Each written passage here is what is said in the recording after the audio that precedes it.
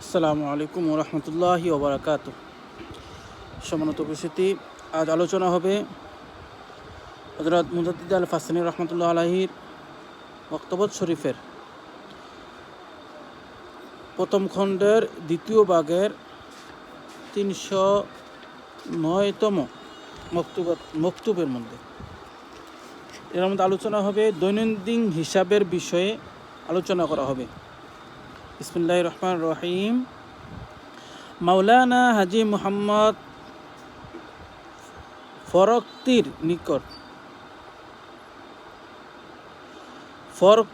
নিকট দৈনন্দিন হিসাবের বিষয়ে লিখিতেছেন। হাম সালাত ও ধোয়ার পর জানিবেন যে মাশায়েখে কেরামের মধ্যে একদল মাশায়েখ হিসাব রাখার পদ্ধতি গ্রহণ করিয়াছেন। প্রত্যহ রাতে নিদ্রার পূর্বে তাহারা স্বীয় কথাবার্তা, কার্যকলাপ, গতিবিধির গবেষণা করিয়া থাকেন এবং বিস্তৃত সহিত প্রত্যেকটির তত্ত্বের উপনীত হন ও তওবা ও ইস্তিগফার, কাদাকাদি, অনুনয় বিনয় দ্বারা পাপ ত্রুটির সমূহের ক্ষতিপূরণ করিয়া থাকেন।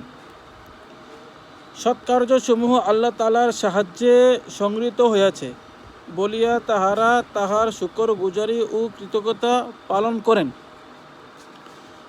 ফতুহাতে মক্কিয়া নামক পুস্তকের প্রণেতা উক্ত হিসাব পালনকারীগণের মধ্যে একজন ছিলেন। তিনি বলিলেন যে, আমি স্বীয় হিসাবের সময় অন্যান্য মাশায়েখ হইতে অধিকতর হইতাম। আমি স্বীয় দুশ্চিন্তা ও নিয়াত বা উদ্দেশ্য সমূহকেও গণনা করিতাম। এ ফকিরের নিকট দৈনিক নিদ্রার পূর্বে সুবহানাল্লাহ, আলহামদুলিল্লাহ, আল্লাহু আকবার শতবার পাঠ করা যেরূপ হযরত নবী করিম সাল্লাল্লাহু আলাইহি সাল্লাম হইতে বর্ণিত আছে তাহা উল্লেখিত হিসাব পালন তুল্য হয়। তাসবিহ পাঠ, যাহা তওবা বা ক্ষমা প্রার্থনার কুঞ্জিকা স্বরূপ, তদ্বারা স্বীয় দোষ ত্রুটি সমূহের ক্ষমা হইয়া থাকে এবং উক্ত দোষ ত্রুটির কারণে আল্লাহ তাআলা দরবার পাকে যাহা কিছু বর্তিয়াছিল তাহা হইতে তাহাকে বিশুদ্ধ করে।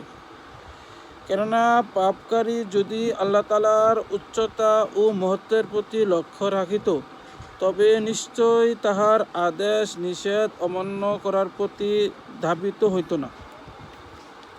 যখন অমান্য করিল তখন বোঝা গেল যে তাহার নিকট আল্লাহ তাআলার আদেশ নিষেধের কোনোই মূল্য নাই।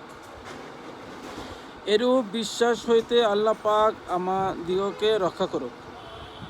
অতএব উক্ত কলেমার পুনরাবৃত্তি উল্লিখিত পাপ ত্রুটি সমূহের ক্ষতিপূরণ করিয়া দেয়।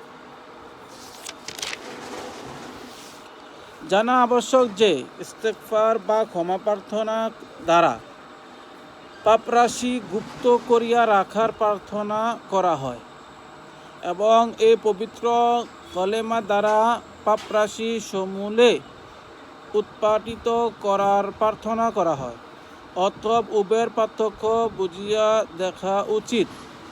সুবহানাল্লাহ ইহা একটি আশ্চর্য বাক্য। ইহার অর্থ সমূহ অতি অল্প এবং গুণ ও উপকারিতা অত্যধিক। প্রশংসার বাক্য অর্থাৎ আলহামদুলিল্লাহ এর পুনরাবৃত্তি করা আল্লাহ তাআলার সুযোগ ও শক্তি প্রদানের শুকর গুজারি প্রকাশ ও প্রতিপালন করে। কলেমায়ে তাকবীর আল্লাহু আকবার ইঙ্গিত করিতেছে যে আল্লাহ তাআলা দরবার পাক অতি উচ্চ।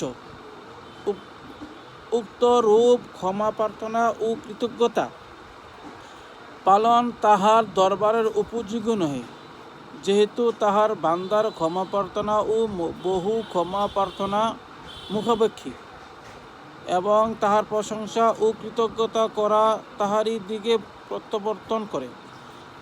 আপনার প্রভু যিনি ইজ্জত সম্মানের প্রভু, কাফেরগণ যাহা বলিতেছে তাহা হইতে তিনি অতি পবিত্র।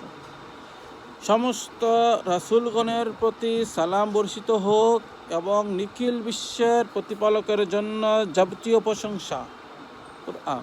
কুরআন দৈনিক হিসাব রক্ষাকারীগণ ইস্তেগফার ও শুকরগুজারি করেই যথেষ্ট মনে করেন, কিন্তু উল্লিখিত পবিত্র কলেমাগুলি দ্বারা ইস্তেগফারের কার্যও হয় এবং কৃতজ্ঞতা পালনও হয়, এবং উক্ত ইস্তেগফার ও কৃতজ্ঞতার মধ্যে যে সকল ত্রুটি আছে তাহা স্বীকৃতিও লাভ হয়। হে আল্লাহ, আমাদের আমলসমূহ কবুল করো। নিশ্চয় তুমি শ্রবণকারী ও জ্ঞানময়। আল্লাহ তাআলা আমাদের সরদার হযরত মুহাম্মদ সাল্লাল্লাহু আলাইহি সাল্লাম ও তাহার পবিত্র বংশধরগণের প্রতি দুরূদ ও সালাম বর্ষিত করুন। আমিন। সাদাকাল্লাহুল আযীম।